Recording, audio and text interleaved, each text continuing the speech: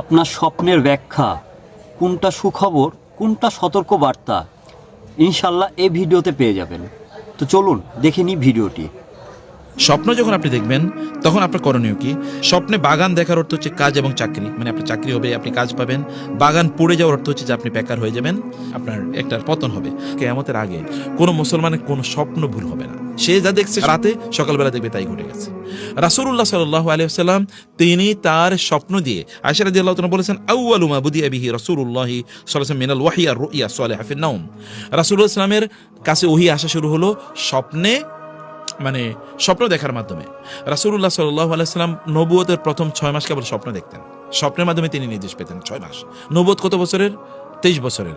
23 বছরে যদি আপনি দুই ভাগ মানে করেন, প্রত্যেক বছরে যদি 2 করে করেন, তার মানে 6 মাস 6 মাস, তার মানে 23 দুগুণে কত? 46। এই 46 কারণে বলা হয় নবুয়ত, মানে স্বপ্ন, সুন্দর স্বপ্ন হচ্ছে সত্য স্বপ্ন নবুয়তের 46 ভাগের 1 ভাগ। কারণ ওই কারণে, কারণ প্রথম 6 মাস তিনি কেবল স্বপ্নে দেখেছেন।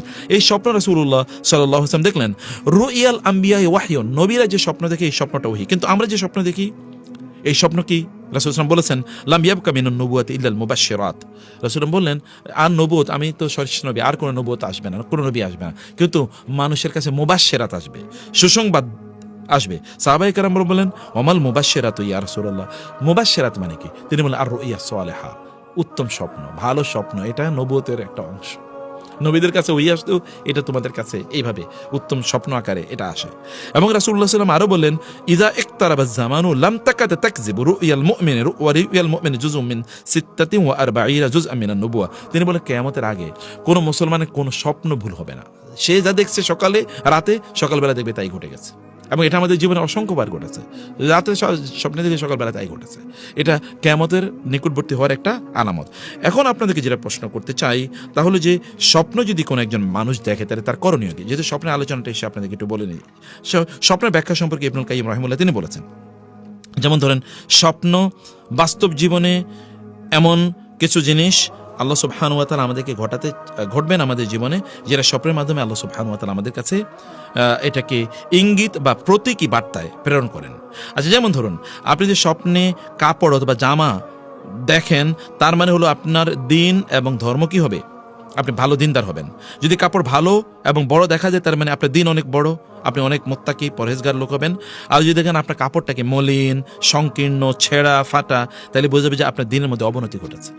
অতএব জামা কাপড়ের দিনদারির ইঙ্গিত বহন করে। দিন ধর্ম যেমন মানুষের আত্মাকে রক্ষা করে, পোশাক তেমনিভাবে মানুষের শরীরকে রক্ষা করে। এই কারণে এটা দেখা হলো। এটা আমি কয়েকটা ইন্টারপ্রিটেশন আপনাদেরকে বলে রাখছি। আচ্ছা, তারপরে হচ্ছে কি, স্বপ্ন যদি আপনি আগুন দেখেন, তার মানে আপনি কি ফিতনা বা বিশৃঙ্খলা বা অরাজকতা এর মধ্যে আপনি পড়ে যাচ্ছেন। আগুন দৃশ্যমান, মানে ধন সম্পদ জ্বালিয়ে দেয়, আর ফিতনা অরাজকতা মানুষের অন্তরকে জ্বালায়। এই কারণে আপনি খুব বিপর্যয়ের মধ্যে, একটু বিপদের মধ্যে পড়বেন যদি আপনি স্বপ্নে আগুন দেখেন। আচ্ছা, স্বপ্নে যদি কেউ নক্ষত্র বা তারকা দেখে, তখন এর অর্থ হচ্ছে আলেম ওলামা, জ্ঞানী গুণী বা কার মানে ইত্যাদি হবে। আলেম ওলামা এবং জ্ঞানীরা মানুষকে পথ প্রদর্শন করেন, আলোর সন্ধান দেন এই কারণে। আচ্ছা, আমার নিজের গল্প বলি। আমার মা বলেছেন যে ছোটবেলায় উনি স্বপ্নে দেখেছেন যে আকাশে বিশাল বড় তারকার মতো, অনেক বড় তারকার মতো একটা ফুল, বিশাল বড় একটা ফুল, এবং এটা তারকার মতো করে এরকম। তো তখন আমি খুবই ছোট, আমার বাবা মারা গেছে। তো উনি, আমার মা বলেন যে আমাদের এলাকায় সবচেয়ে ভালো আলেম, আমার বাবার বন্ধু, ওনাকে গিয়ে বললেন। তো উনি বলেন যে আপনার একটা সন্তান অনেক বড় আলেম হবে। আমি জানি না কোন সন্তানের কথা এটা তিনি বলেছেন। তো এরকম স্বপ্ন কিন্তু মানুষের জীবনে ঘটে, এবং এই স্বপ্ন সত্যিকার ঘটে। তো যাই হোক, এরপরে কি হচ্ছে, নক্ষত্র তারকা যদি আপনি দেখেন তাহলে এমন হয়।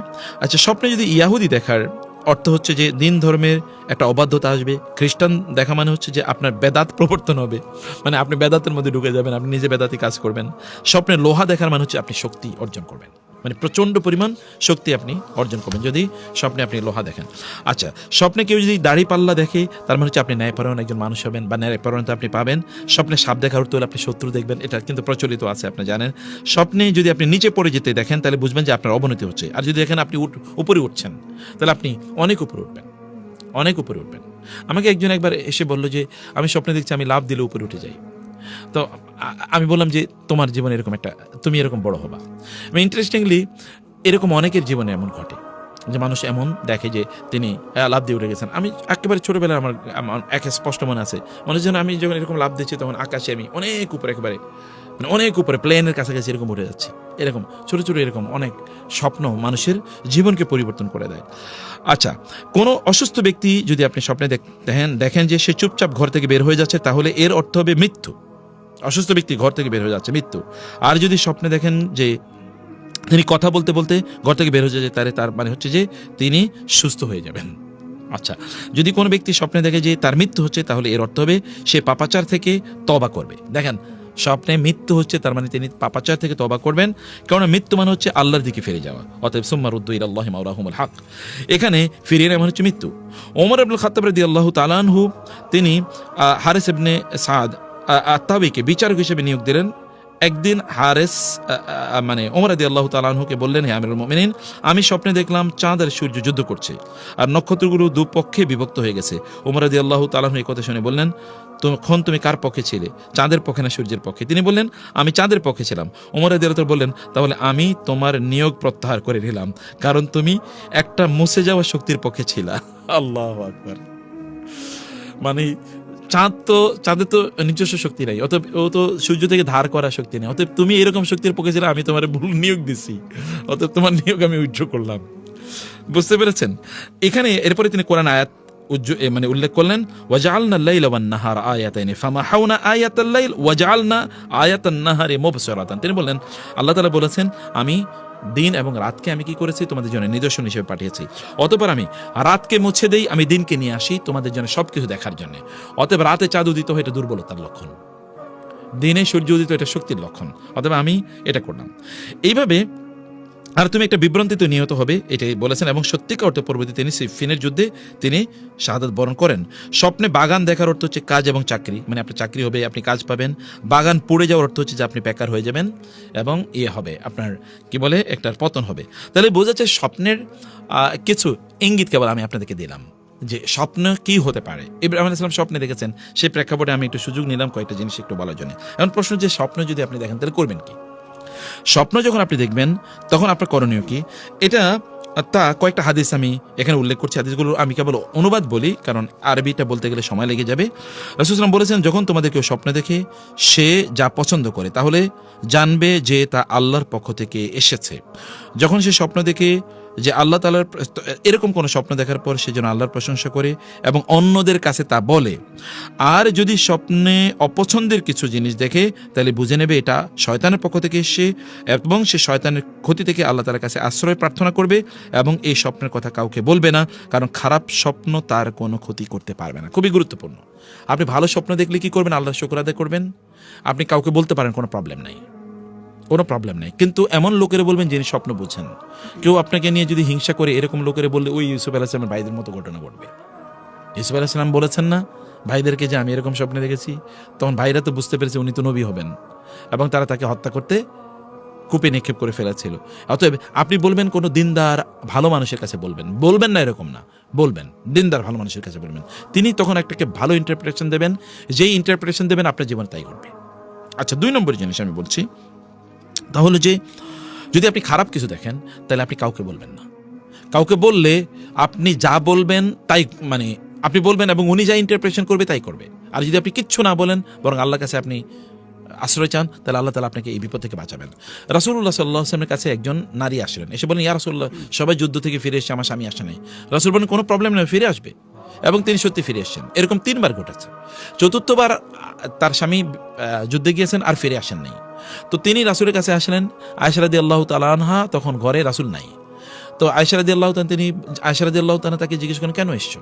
তিনি বলেন, এই উদ্দেশ্যে এসেছি। তো বলে যে তোমার স্বামী তো তাহলে মারা গেছে যুদ্ধের ময়দানে। এবং কিছুক্ষণ পরে সত্যি সংবাদ এসে তার স্বামী মারা গেছে। এর মধ্যে রাসূল সাল্লাল্লাহু আলাইহি ওয়াসাল্লাম আসার পরে আয়েশা রাদিয়াল্লাহু তাআলা বলেন, ইয়া রাসূলুল্লাহ, একটা ঘটনা ঘটছে। কি? বলে, এরকম একজন নারী এসেছিলেন আপনার কাছে, আমি তাকে জিজ্ঞেস করছিলাম তার স্বামীর কি অবস্থা, মানে সে আমাকে বলেন তার স্বামীর কি অবস্থা এটা জানার জন্য। আমি তাকে জানার পরে বললাম, মনে হয় সে মারা গেছে। এরকম অবস্থা। কারণ স্বপ্নে সে মানে যা দেখেছে স্বপ্নের ব্যাখ্যা, সে এটা স্বপ্নের ব্যাখ্যা যে যুদ্ধের ময়দান থেকে তার স্বামী ফিরে আসে নাই, এটা সে স্বপ্নে দেখেছে। তো যুদ্ধের ময়দানে তার স্বামী ফিরে আসে নাই, কেউ কেউ বলছে যে স্বামী মারা গেছে, এরকম এরকম স্বপ্ন। তো 3বার রাসূল বলেছে না এটা ঠিক না, তোমার স্বামী ফিরে আসবে। এবং 4র্থবার রাসূলকে না পেয়ে আয়েশা রাদিয়াল্লাহু বলেন যে সে তো তাহলে মারা গেছে, তুমি তো খারাপ স্বপ্ন দেখেছো, সে তো মারা গেছে যুদ্ধের ময়দানে। এবং সত্যি পরে তার লাশ চলে এসছে। রাসূল আয়েশার কাছ থেকে শোনার পরে বললেন, তুমি এইরকম ইন্টারপ্রিটেশন দিলা কেন? স্বপ্নে তো ব্যাখ্যা এরকম দেয়া হয় না, এরকম দেয়া যায় না, কারণ স্বপ্নের ব্যাখ্যা যা দেয়া হয় সেটাই ঘটে। অতএব স্বপ্নের ব্যাখ্যা যিনি জানেন এমন ভালো মানুষের কাছে আপনারা স্বপ্নের কথা বলবেন। সুন্দর স্বপ্ন আল্লাহ তাআলার পক্ষ থেকে হয়ে থাকে, আর খারাপ স্বপ্ন শয়তানের পক্ষ থেকে হয়ে থাকে। কেউ স্বপ্নে খারাপ কিছু দেখলে বাম পাশে 3বার থু থু করবে। আপনি স্বপ্নে খারাপ কিছু দেখেছেন, বাম পাশে, আপনি যেদিকেই ডান কাত হয়তো আমরা শুই, ডান দিকে আপনি 3বার থুতু ফেলে তারপরে আপনি কি বলবেন, আউযু বিল্লাহি মিনাশ শাইতানির রাজিম। তাইলে এই স্বপ্ন আপনার কোনো ক্ষতি করতে পারবে না। 3 নাম্বার, তোমাদের কেউ যদি রাসূল সাল্লাল্লাহু আলাইহি ওয়াসাল্লাম বলেছেন, তোমাদের কেউ যদি এমন কোনো স্বপ্ন দেখে যেটা সে অপছন্দ করে, তাহলে বাম দিকে সে 3বার থুতু ফেলবে, শয়তানের কাছ থেকে আল্লাহর কাছে আশ্রয় প্রার্থনা করবে, অতঃপর সে তার পার্শ্ব পরিবর্তন করে শুয়ে থাকবে, তাইলে তার কোনো ক্ষতি হবে না। তাহলে স্বপ্নের বিষয়ে আমি কিছু আইডিয়া আপনাদেরকে দিয়ে দিলাম।